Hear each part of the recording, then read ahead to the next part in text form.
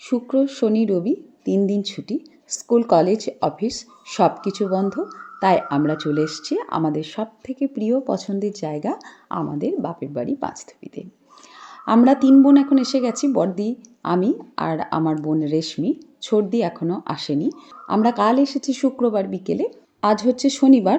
শনিবার আমরা স্নান করে সকাল সকাল বেরিয়ে যাচ্ছি পুরন্দরপুর মনসাতলা। এটা কাঁদির পাশেই। তো বড়দি কোনো দিন পুরন্দরপুর মনসাতলা দেখেনি। যেহেতু আমরা দুদিন এখন একসাথেই আছি পাঁচথুপিতে, তাই সবাই মিলে ঠিক করা হলো যে পুরন্দরপুর মনসাতলা যাব। ওদিকে ছোটদি কাঁদিতে উঠবে, আর রেশমি আমাদের সঙ্গে যাচ্ছে না, ও বাড়িতেই থাকলো। আমি, বড়দি, বড় জামাইবাবু আর রাজা যাচ্ছি, আর ওখান থেকে ছোটদি, ছোট জামাইবাবু আর সম্রাট উঠবে। তো এই যে ছোটদি, সম্রাট আর ছোট জামাইবাবু উঠে গেছে। এখন আমরা সব একসাথে যাচ্ছি। যেখানেই যাওয়া হোক না কেন, একসাথে যাওয়ার আনন্দ কিন্তু আলাদা। আমরা পৌঁছে গেছি এখন পুরন্দরপুরে। এই মন্দিরটি মানে মনসা মন্দিরটি কিন্তু নদীর ওপারে চরে অবস্থিত, তাই এই পারে আমরা বাঁধের কাছে একটা জায়গায় গাড়িটাকে দাঁড় করিয়ে রাখলাম। আর এই যে বাঁশের সেতু করা আছে, এইটা পেরিয়েও যাওয়া যায়, আবার নদীতে এমন কিছু জল নেই, সেই জল পেরিয়েও যাওয়া যাবে। তা আমরা এই বাঁশের সেতু দিয়েই যাচ্ছি। চরের মধ্যে খুব মনোরম জায়গায় মন্দিরটি।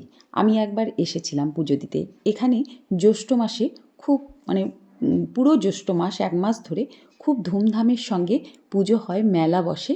সেই মেলায় একবার এসেছিলাম, সেই জন্য আমার জায়গাটা চেনা। তবে বড়দি ছোটদি কোনো দিন আসেনি, বড়দি ছোটদি দেখেনি, ওদের কিন্তু চেনা নয়। তো পৌঁছে গেছে, এই যে ওই দূরে মন্দিরটি দেখা যাচ্ছে। তো এখানে কিন্তু ফল মিষ্টি ভোগে এখানে সরাই, এই যে মাটির এই সরাতে করে ভোগ দেয়। আপনি পিতলেরও আনতে পারেন বাড়ি থেকে, তো এখানে কিনতে পাওয়া যায় মাটির সরাগুলো। আমরা এই মাটির সরা কিনে নিলাম, ফল মিষ্টি সব সাজিয়ে এবার মায়ের পুজো দেব। আর তাছাড়া ফল মিষ্টি সব কিছুই এখানে পাওয়া যায়, তো আমরা নিয়ে এসেছিলাম ফল মিষ্টিটা, সরাটা কেবল কিনে নিলাম। এখন চলুন যাই মন্দিরে, পুজো দিতে হবে। আজকে যেহেতু শনিবার, তো বেশ ভিড় আছে দেখছি। শনি মঙ্গলবার একটু বেশিই ভিড় হয়, তাছাড়া কিন্তু সারা বছরই পুজো হয়, প্রত্যেক দিন পুজো হয়। এই যে মা মনসা, জয় মা মনসার জয়, সকলের মঙ্গল করো মা। এই যে খাঁচার মধ্যে মা মনসা রাখা আছে, আপনাদের একবার জুম করে দেখিয়ে দিই, দাঁড়ান। এই যে মা মনসা, ভীষণ জাগ্রত মা মনসা।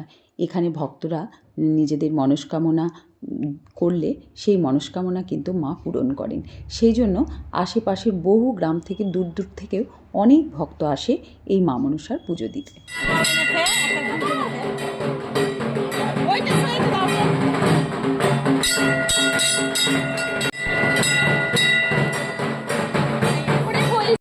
ফাঁকা জায়গার মধ্যে মন্দির, উপরে কোনো শেড নেই, তবে এইভাবে উপরটি ঘেরা আছে। কি সুন্দর লাগছে দেখুন। আমি যে জ্যৈষ্ঠ মাসে যখন মেলা হয় তখন একবার পুজো দিতে এসেছিলাম, তখন কিন্তু মন্দিরটি এইভাবে ঘেরা ছিল না, এখন সুন্দর করে ঘিরে দিয়েছে, খুব ভালো লাগছে দেখতে। চলুন মন্দিরটি একবার আপনাদের দেখাই, আর মন্দির চত্বরটিও আপনাদের একবার দেখিয়ে দিই। এই দেখুন মন্দিরটি খুব সুন্দর না? একটা বেশ নদীর চরের মধ্যে একটা মনোরম পরিবেশে এইরকম মন্দির দেখলে মন ভরে যায়, খুব ভালো লাগে।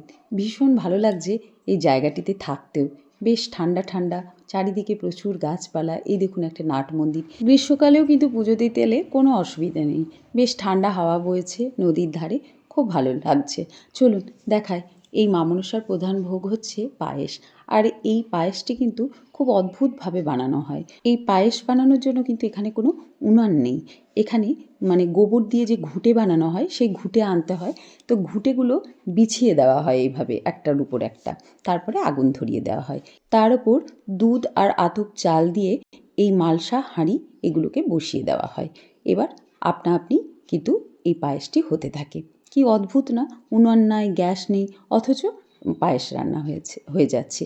এগুলোই হচ্ছে ঠাকুরের মহিমা। মায়ের প্রধান ভোগ এই পায়েসটা, সব একসাথে তৈরি হবে, তারপরে ভোগ নিবেদন করা হবে। তো আমাদের পুজো দেওয়া হয়ে গেছে, এখন বাড়ির পথে আমরা রওনা দিচ্ছি। বড় ভালো লাগলো এই মন্দিরে এসে পুজো দিয়ে। ভেবেছিলাম এবার জ্যৈষ্ঠী মাসে আসবো, তো আগেই হয়ে গেল। আমরা 3 বোনে পুজো দিয়ে এখন বাড়ি ফিরছি। চলুন মা মনসাকে প্রণাম করলাম। জয় মা মনসা, সকলের মঙ্গল করো। গাড়িটিকে তো নিয়ে যাওয়া যায়নি নদী পার করে, তাই এপারেই দাঁড়িয়েছিল। চলুন এখন বাড়ি ফেরার পালা। কেমন লাগলো ভিডিওটি অবশ্যই জানাবেন।